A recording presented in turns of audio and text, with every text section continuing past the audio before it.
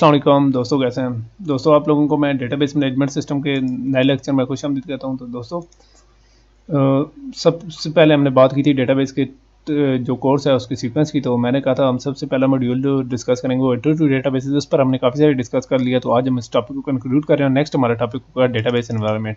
Last video में हमने type of databases की बात की थी। तो मैं टाइप ऑफ डेटाबेसेस पहले नहीं करता, बल्कि मैं आपको शुरू से बताता हूँ कि मैंने शुरू से आपको क्या बताया था। सबसे पहले मैंने आपको डाटा के बारे में बताया था। तो मैंने आप लोगों को बताया था कि रॉ फैक्ट्स एंड फिगर्स होते हैं। उसके बाद मैंने आपको इसकी एग्जांपल दी थी। उसके बाद मैंने आपको डाटा की टाइप्स के बारे में बताया था। फिर मैंने आपको इन्फॉर्मेशन के बारे में और लास्टली इन्फॉर्मेशन की कुछ एग्जांपल दी थी। फिर डेटा और इन्फो के दरमियान मैंने आपको डिफरेंस बताया था। फिर मैंने आपको मेटा डाटा और मेटा डाटा की कुछ एग्जांपल्स दी थी। इसके बाद मैंने आपको ट्रेडिशनल फाइल सिस्टम यानी फाइल प्रोसेसिंग सिस्टम के बारे में और कुछ एग्जांपल दी थी। और फिर मैंने आपको इसके कुछ डिसएडवांटेजेस बताए थे। और उसके बाद मैंने डेटाबेस की बात की थी कि डेटाबेस क्या होती है। और उसके बाद मैंने डेटाबेस की स्ट्रक्चर यानी टेबल्स, रोज, कॉलम्स वगैरह की बात की थी। और मैंने आपको डेटाबेस की कुछ एग्जांपल भी दी थी, ठीक है। उसके बाद मैंने डेटाबेस मैनेजमेंट सिस्टम यानी जो डेटाबेस को मैनेज करने वाला सिस्टम है उसकी बात की थी। और एंड पर मैंने आपको डेटाबेस का एनवायरनमेंट ना सिर्फ बताया था बल्कि उसके कंपोनेंट्स बताए थे जो कि और उसके बाद मैंने आपको डेटाबेस की अप्रोच बताई थी। फिर डेटाबेस अप्रोच में मैंने आपको एडवांटेजेस डेटाबेस अप्रोच के बताए थे, ठीक है। और लास्टली मैंने आपको डिसएडवांटेजेस भी बताए थे। तो उसके बाद मैंने आपको एप्लीकेशन प्रोग्राम बताए थे जिनकी मदद से हम डेटाबेस के साथ कम्युनिकेट करते हैं। और इनके दरमियान मैंने आपको डेटाबेस मैनेजमेंट सिस्टम और एप्लीकेशन प्रोग्राम के दरमियान एक रिलेशनशिप भी बताया था। और लास्ट जो टॉपिक मैंने बात की थी वो डेटाबेस की टाइप्स थी। तो पर्सनल कंप्यूटर डेटाबेस की बात की थी, सारा कुछ किया था, ठीक है। और पर्सनल कंप्यूटर डेटाबेसिस की बात की थी, वर्क ग्रुप डेटाबेसिस की, डिपार्टमेंट की, एंटरप्राइज की थी। और जो सबसे आखिरी टॉपिक था वो आया था यूज़र्स का, कि यूज़र्स कौन से हैं। तो सबसे पहले मैंने एप्लीकेशन प्रोग्रामर की बात की, फिर मैंने एंड यूज़र की बात की। एंड यूज़र को मैंने फर्दर क्लासीफाई किया नेव यूज़र और सोफिस्टिकेटेड यूज़र में। और फिर लास्ट में मैंने डेटाबेस एडमिनिस्ट्रेटर की बात की। आज मैं बात करूँगा डेटाबेसिस की हिस्ट्री की। तो दोस्तों डेटाबेस का कंसेप्ट 1960 में शुरू हुआ वर्क ग्रुप डेटाबेसिस के खाते में। और वर्क ग्रुप डेटाबेसिस वैसे लिखा हुआ आ गया, ये एक टाइपो मिस्टेक है, ठीक है। और उसके बाद 1960 में कंप्यूटर काफ़ी कॉस्ट इफेक्टिव हो गया। तो इसी तरह इसकी स्टोरेज भी इंक्रीज़ हो गई। इसके बाद दो डेटा मॉडल्स इंट्रोड्यूस हुए जो कि डेवलप हुए, बल्कि नेटवर्क मॉडल जैसे कोडा सेल और हायरार्चिकल मॉडल यानी IMS हुआ। फिर उसके बाद लो लेवल पॉइंटर्स ऑपरेशन के थ्रू डेटाबेसेस एक्सेस हुई। फिर मैंने 1960 में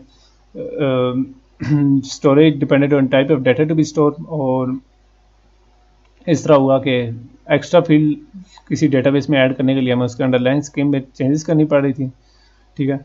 और रिकॉर्ड्स पर पूरे सिस्टम के ऊपर एम्फेसाइज की बजाय रिकॉर्ड्स पर उस दौर में एम्फेसाइज किया जाता था, ठीक है।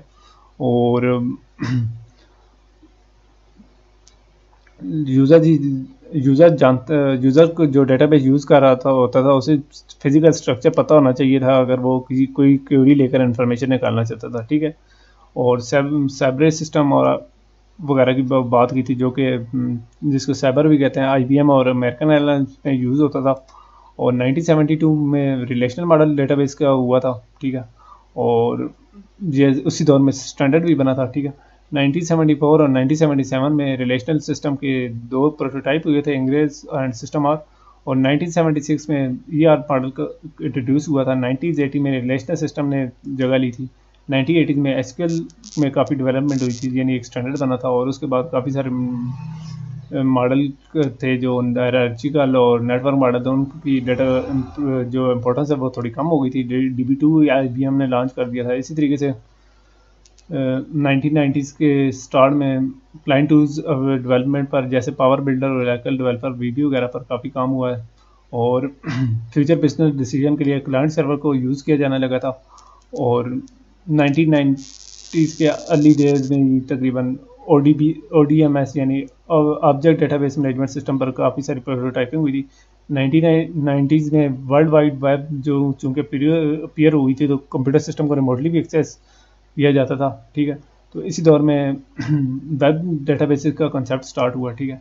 1990s के एंड पर दोस्तों काफ़ी सारी इंटरनेट कंपनीज ने ना सिर्फ वेब इंटरनेट बल्कि डेटाबेस कनेक्टर्स वगैरह पर भी काफ़ी सारा काम किया था जो कि थे front page active server pages, Java servlets, JDBC, Java beans, cold fusion, Dreamweaver, Oracle developer वगैरह। और इसके साथ साथ ओपन सोर्स सोल्यूशन जैसे कि अपाची, MySQL वगैरह आए थे।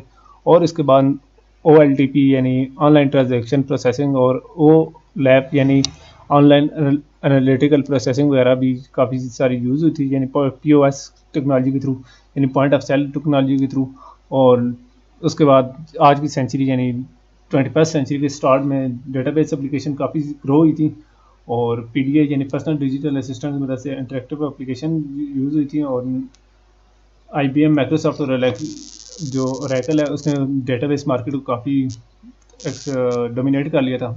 और अब हम बात कर लेते हैं फ्यूचर ट्रेंड्स की, ठीक है। तो हमने बात की थी माजी की यानी हिस्ट्री की, तो वो मैंने आपको शॉर्ट में बताया, आप वीडियो पॉज करके आराम से देख सकते हैं, जो कि मैंने स्किप किया वो आप आराम से समझ सकते हैं, ठीक है। तो ह्यूज यानी टेराबाइट सिस्टम अपीयर होंगे, ठीक है। और डाटा एनालाइज करना काफ़ी मुश्किल है क्योंकि डाटा बहुत ज़्यादा इंक्रीज़ हो रहा है, ठीक है। तो काफ़ी सारी लार्ज साइंस डाटाबेसेस वगैरह जो हैं वो भी डेवलप होनी शुरू हो जाएंगी, हो रही हैं, ठीक है। Data mining, data ware, data marts काफ़ी कॉमनली यूज़ हो रहे हैं, ठीक है। और XML विद जावा एक पॉपुलर टेक्निक बन गई है। मोबाइल डेटाबेसेस काफ़ी ट्रेंड हो रही हैं और डिस्ट्रीब्यूटेड ट्रांजैक्शन प्रोसेसिंग भी काफ़ी पॉपुलर हो रही है बिजनेस प्लानिंग के लिए। तो दोस्तों इसके साथ साथ काफ़ी इंप्रूवमेंट हो रही है। तो दोस्तों इसके साथ ही हमारा पहला मॉड्यूल खत्म होता है। नेक्स्ट वीडियो टॉपिक में हम अगले मॉड्यूल पर बात करेंगे। तो इजाज़त।